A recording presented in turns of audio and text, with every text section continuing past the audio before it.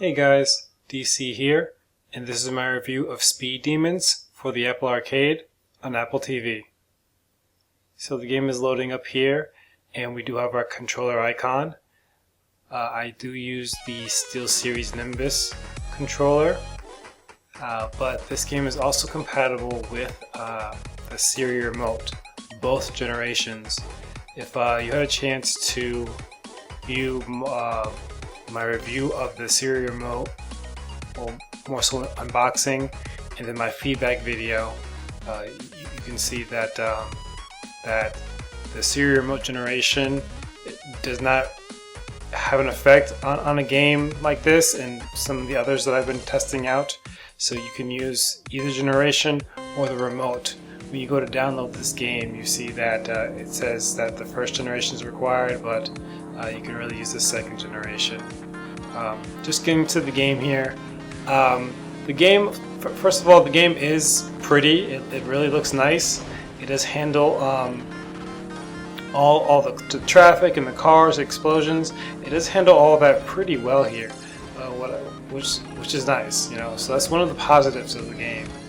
But games like this, for me, again, a lot of the time they don't have I got a lot of replay value and longevity, just based on, you know, I guess the underlying sort of goal of the game, where, you know, you're trying to beat your best score. So it's a racing game, if you want to call it that. But again, you're trying to beat your own score or your own time, and a lot of these, you know, in this game, for the most part, and you know, so again, there's not much there. It's not very deeply developed. So, you know, I don't recommend this game. But the thing is, if you've already been playing this game, because it's been out for a while, I want to let you know again that the remote that you use for it does not matter. I mean, you can use, again, the Siri remote either generation, but I really don't recommend you use either one of those for a game like this. You really want to use the you know, the SteelSeries Nimbus or some other, you know, Bluetooth controller that's connected to your Apple TV.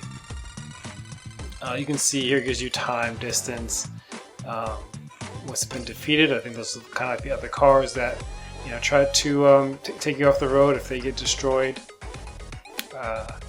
You can see here that, again, you're not only in like a race car, you know, you can be in like a bus. I think the Rampage, which I'm going to pull open, you know, you could be in a bus, a tanker. There's different sort of cars that you drive, and different goals here. You know, you may have a goal to, you know, destroy as many cars on the road as possible. And I think when you do destroy cars on the road while you're kind of racing to finish the race, that gives you more points in certain cases.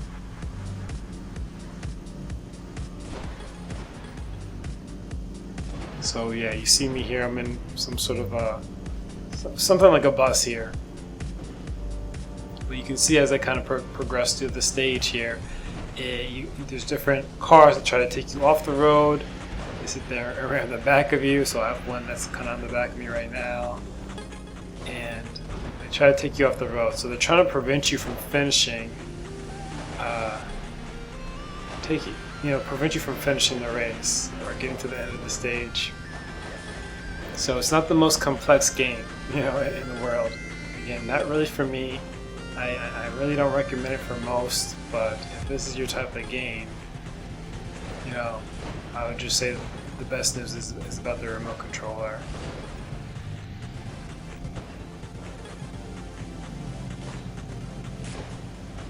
But I can't say that I'm impressed by just the way the graphics hold up with multiple cars on the road, and again, the way that the vehicles and all that, you know, everything responds when you hit it. It's really realistic, so that the gameplay dynamics and physics are pretty cool with it. You know, the way that the game, I don't know how realistic it is, because again, I'm not a, you know, physicist, but the way that the cars react when you ran into them, especially if you're a bigger vehicle, it's cool, and it seems pretty accurate. So it gives you this nice over-the-top view, which is, it's nice to look at, but again, it's not the most fun game to play, to be honest with you.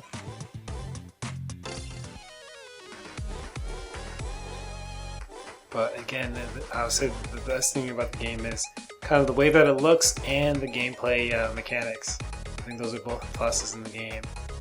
But unfortunately, I don't see a lot of longevity. You can see here right now, I'm switching the controllers. You can see controller connection loss. That's my SteelSeries Nimbus. I think I just unconnected it and I switched over to either my Apple Siri remote, the first generation or second generation. I switched over to just to kind of see how it handles.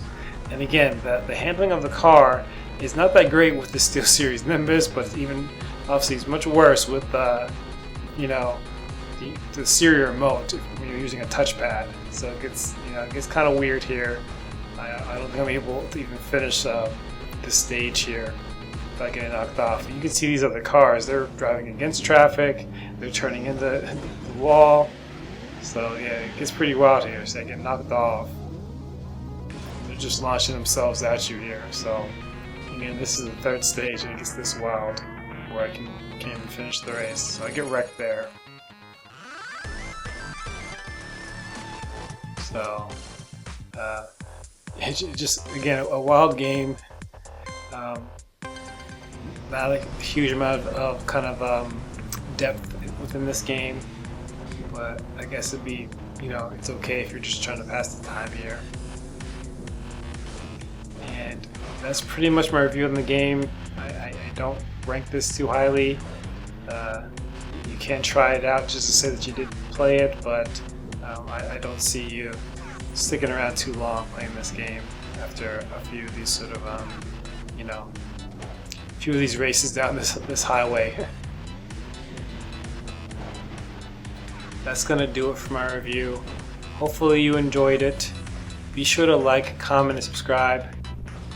I'm always doing different reviews of different games that come out on the Apple Arcade and Apple TV. Leave me a comment if there's a specific game you want me to review. And as always, you can't win if you don't play.